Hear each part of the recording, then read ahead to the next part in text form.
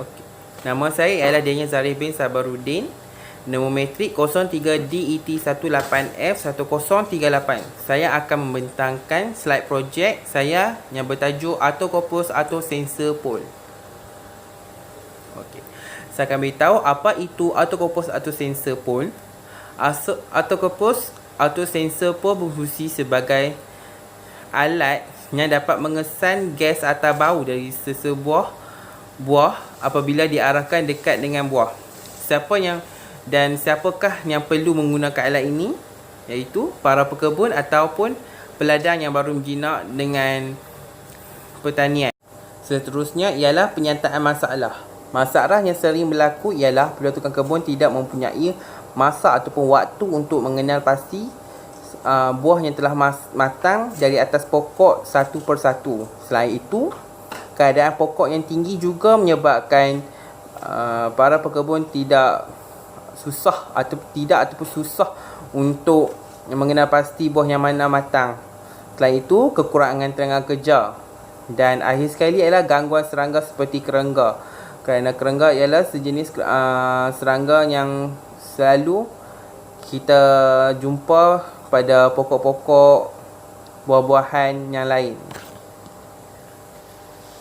Okey, seterusnya objektif projek.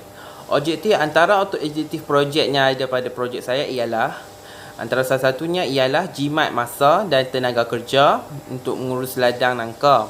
Seterusnya dapat menjimatkan kos penyelenggaraan alat ataupun kerosakan. Selain itu dapat meningkatkan pendapatan dan produktiviti pengeluaran buah-buahan. Dan akhir sekali dapat menjamin keselamatan pekerja.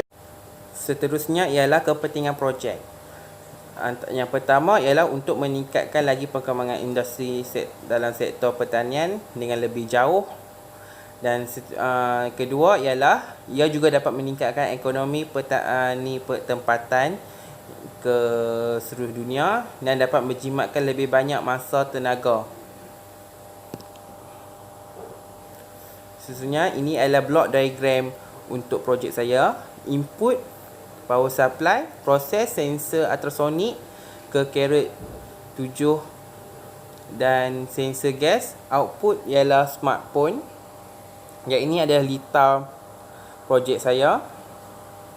Ini adalah coding untuk projek saya. Okey. Seterusnya ini adalah reka bentuk projek saya. Dan ini adalah flow chart untuk projek saya. Dan senarai-senarai komponen dan perbincangan. Perbincangan yang pertama mengedarkan borang soal selidik untuk mengumpul peratusan masalah yang dihadapi para pekebun. Dan kedua, para pekebun mengalami masalah dari segi tenaga dan masa. Projek ini dapat membantu dari segi tenaga, masa dan wang. Kesimpulannya, projek ini berjaya disiapkan selaras dengan objektif yang ingin dicapai. Dan projek ini akan bermanfaat kepada para pekebun atau peladang buah nangka. Di samping itu, ia juga dapat membantu orang awam yang mempunyai kebun-kebun yang sederhana di rumah mereka. Dan akhir sekali, projek ini berpotensi akan laku di pasaran. Dan ini adalah projek milestone saya. Dan sekian, terima kasih. Assalamualaikum warahmatullahi wabarakatuh. Ini adalah projek saya. Projek saya menggunakan magnet cord model caret 7.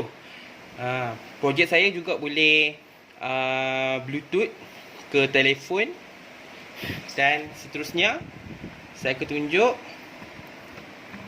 Dan ini adalah sensor ultrasonik. Dan ini pula sensor gas. Okey. Seterusnya saya akan tunjukkan aplikasi untuk mengaktifkan saya punya projek. Okey, mula-mula kita buka aplikasinya. Magnet cord M9. Dan ini adalah coding untuk menghidupkan saya punya projek. Nilai-nilai yang saya letak ni semua ada jenis per kali untuk menghidupkan sensor gas. Dan ini untuk sensor ultrasonik. Seterusnya untuk menghidupkan saya punya projek, saya mengaktifkan Bluetooth dan tekan run. Dan kita run kita punya projek. Okey. Saya akan mulakan demonstrasi projek saya. Okey. Sensor tersebut menunjukkan 6 cm dan sensor gas 24 dan menunjukkan buah itu belum matang. Okey, mari kita tengok apa yang dalam tu. Okey, inilah keadaan apabila hendak mengesan kematangan buah. Sekian.